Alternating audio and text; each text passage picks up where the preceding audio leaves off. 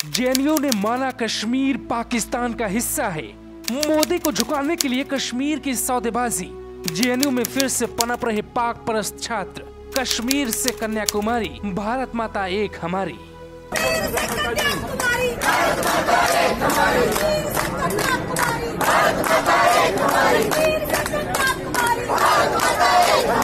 कहते हैं अगर कोई कांटा हो तो उससे निकालने के बाद भी पैरों में चुभता है। वैसे ही एक नहीं कई कांटे मुल्क के हिस्से में आज भी चुभते हैं। कश्मीर में पहले ही भारत के खिलाफ आजादी मांगने वाला कांटा आज तक देश की आंखों में चुभता है। पुराना वाला बखेड़ा खत्म नहीं हुआ कि इस बार नया बखेड़ा खड़ा हो गया। टुकड़े टुकड़े गैंग ने फिर छेड़ दिया राग। एक लेटर पर 2 शब्द ऐसे लिखे जिसको पढ़कर आपको लगेगा ये कौन लोग हैं जो आपके टैक्स से पढ़ाई करते हैं लेकिन गाते तो पाकिस्तान की हैं। ये रहे कुछ सबूत जो दावा करते हैं कि ये वही लोग हैं जिन्हें लगता है कि कश्मीर भारत का हिस्सा नहीं है।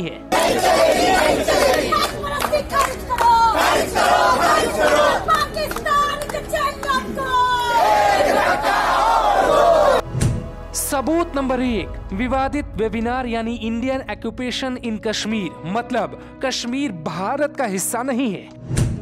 सबूत नंबर 2, भारत के संविधान को चैलेंज करने वाला वेबिनार। सबूत नंबर 3, जेएनयू के प्रशासन में मची खलबली। सबूत नंबर 4, जेएनयू में फिर से भारत विरोधी छात्रों का जमावड़ा। इसके बाद राइट विंग के छात्रों ने प्रदर्शन किया और कश्मीर पर विवादित टिप्पणी करने वालों की गिरफ्तारी की मांग की। दरअसल 29 अक्टूबर की शाम को जेएनयू में एक वेबिनार रखा गया था जिसमें जो लेटर जारी किया गया उसमें भारत का कब्जा कश्मीर पर दिखाया गया। यानी कश्मीर भारत का हिस्सा सीधे तौर पे नहीं बल्कि किसी विवादित जमीन की तरह एक कब्जा है। ये कौन लोग हैं जिन्हें कश्मीर भारत का हिस्सा नहीं लगता?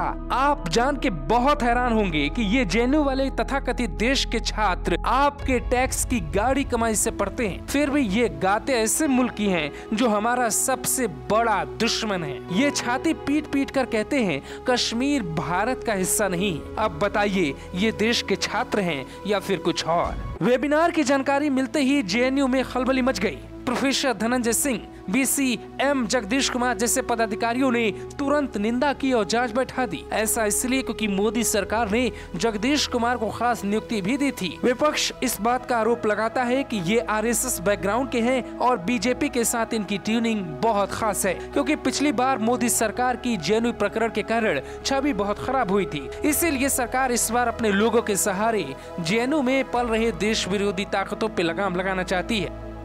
दरअसल खबर यह है कि केरल में हो रही घटना का असर जेएनयू पर भी पड़ा है। पिछले 2 सालों से शांत बैठे छात्रों ने अपना राग फिर से अलापा है। राग पाकिस्तान का होता है या फिर भारत विरोधी होता है। बीजेपी सरकार में कश्मीर के खिलाफ हंगामा करना बीजेपी को नहीं भाया तो फिर टीवी डिबेट में जेएनयू का मुद्दा फिर से छाया। कश्मीर में मोदी सरकार देश विरोधी ताकतों पे जोरदार हमला कर रही है। ऐसे लोगों की लिस्ट बना रही है जो सरकारी योजनाओं का लाभ तो लेते हैं लेकिन वो गाते किसी और देश की है। कश्मीर में हाल ही में अली शाह गिलानी के पोते को सरकारी नौकरी से हमेशा के लिए बर्खास्त कर दिया गया। उन लोगों पे भी कार्रवाई हो रही है जो लोग पाकिस्तान की जीत के बाद जश्न मना रहे थे। इसीलिए उम्मीद इस बार आप जेएनयू में भी कर सकते हैं। अगर ज्यादा आजादी मांगने की कोशिश टुकड़े टुकड़े गैंग ने की तो फिर कोई कन्हैया इस बार पैदा नहीं होगा। सरकार इसकी पूरी प्लानिंग कर रही है। Bureau report, global Bharat.